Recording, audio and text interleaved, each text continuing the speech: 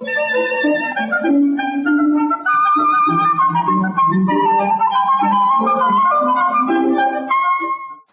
and welcome to Vox Talks, a series of audio interviews with leading economists from around the world.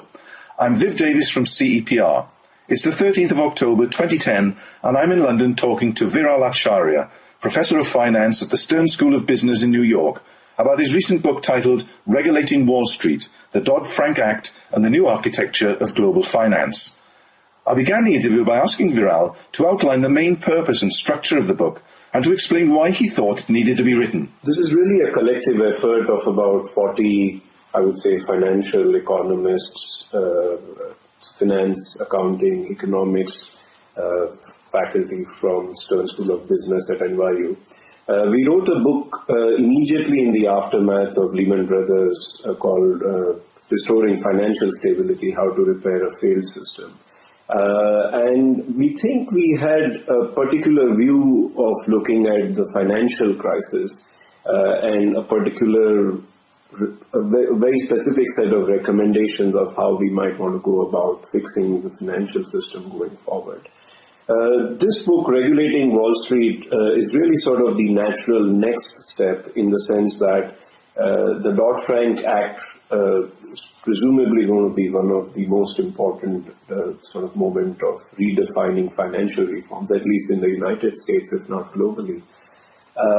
And our book is really a serious attempt at looking at the Act objectively, critically assessing it on a variety of dimensions, highlighting what are its strengths, but importantly, also pointing out the potential weaknesses. And in a constructive tone, what exactly the prudential regulators might do going forward to safeguard against these weaknesses of the Act. So, academics typically tend to write at a fairly high level about financial reforms. I would say, in my view, our effort is quite unique in the sense that we've taken sort of the sort of high-level academic thinking of how we want to regulate externalities and systemic risk. It's a fairly conceptually sound approach that we propose in the book. But at the same time, the various sections of the book, there are 5 sections focusing on, 1, the financial architecture, 2, how to regulate systemic risk, 3, the credit markets, 4, the shadow banking, and 5, corporate governance, compensation, and accounting. And across these sort of 18 chapters in these 5 sections, I think we have really tried to understand the Dodd-Frank Act in great detail. First of all, of course, read it in great detail several times, which probably not many have done. Distill it to its essence and provide our critical assessment. I would say each chapter is you could view it as an academic contribution. Of course, it's not at the level of an academic publication, but it's a sort of very applied sort of policy perspective. You could look at it purely from a policy perspective if you want, because the research has been written in a way that is really sort of directly relevant to policymakers. And you could even look at it from a practitioner or a media standpoint, because it really tries to explain both in nuts and bolts, as well as sort of the way I look at it, sort of the bird's eye view as well as the worm's eye view of what's going on and what's likely to happen.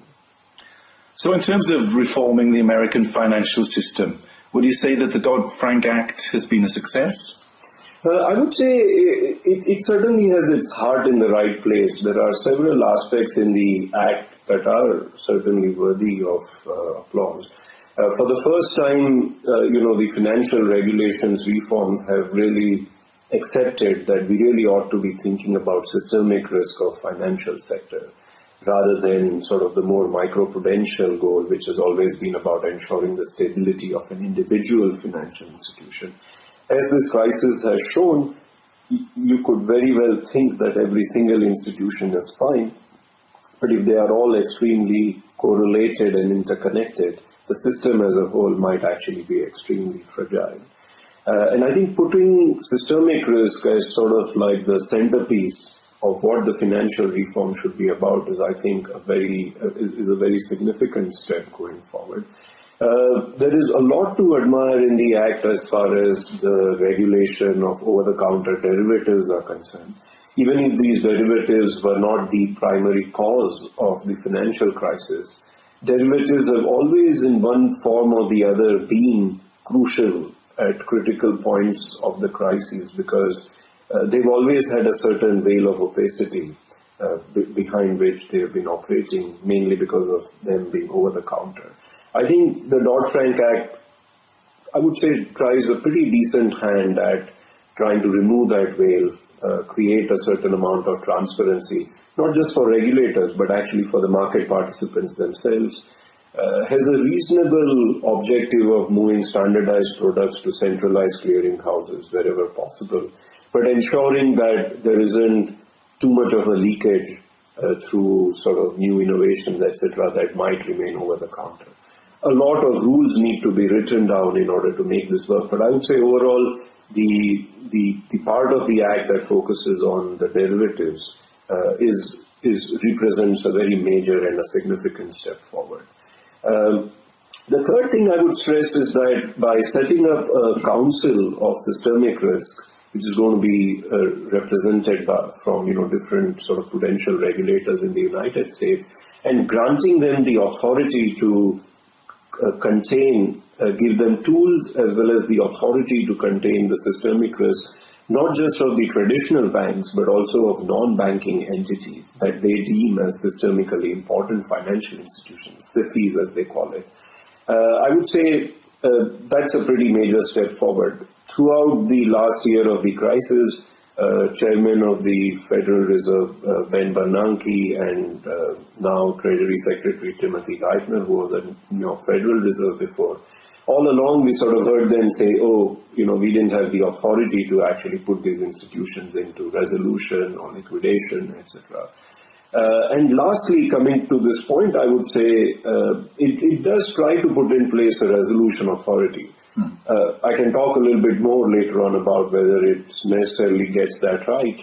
But at least the idea that we need to have some sort of a plan for winding down these large institutions, passing on some losses to their creditors, is clearly the right way to go. So you'd say that the new Financial Protection Agency helps consumers rather than hurts them and actually goes some way towards mitigating systemic risk?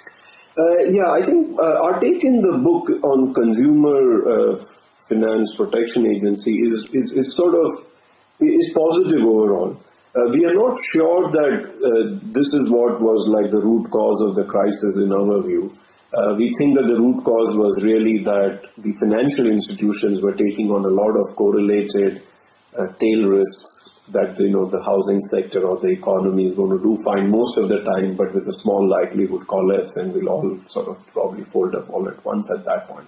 That risk was being taken, it was not appropriately priced, and unfortunately it materialized, and the taxpayers have sort of really taken the hit globally. However, there are clearly some issues that could be fixed. For example, to the extent that there is often a household propensity to borrow, which is hard to control at an individual household level.